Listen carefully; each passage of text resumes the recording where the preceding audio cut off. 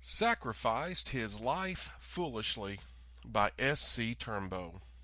The following account of a death at the beginning of the war was related to me by Mr. Sam Griffin, who, when I interviewed him, lived near Annetta, Indian Territory.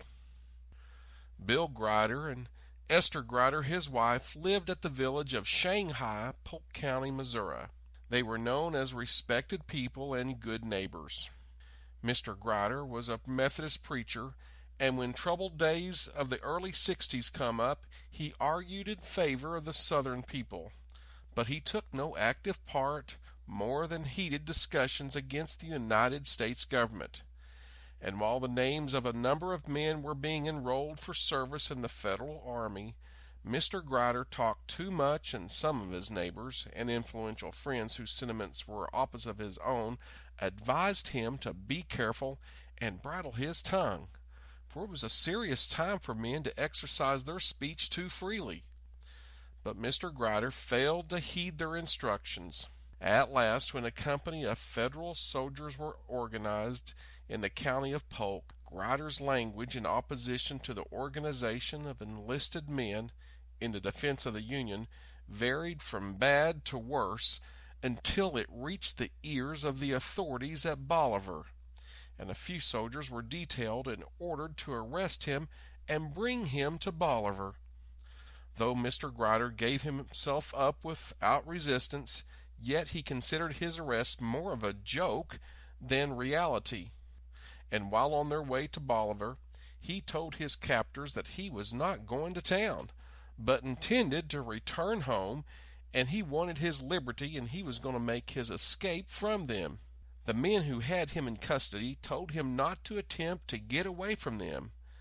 They were all acquainted with him, and part of them were his neighbors and personal friends, and when he made the threat to escape, they begged him not to do so, for if he did it, it would be at peril of his life.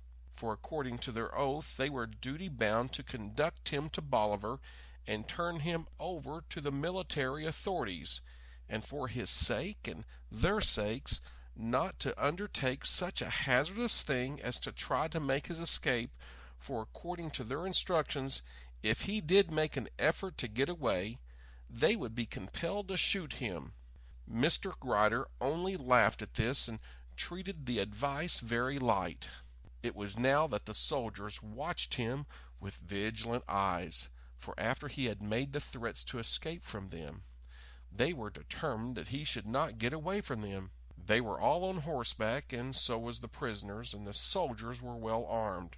They traveled on without any serious trouble until they reached Slagle's Creek, and just after passing a thicket, Grider leapt from his horse and darted for the thicket.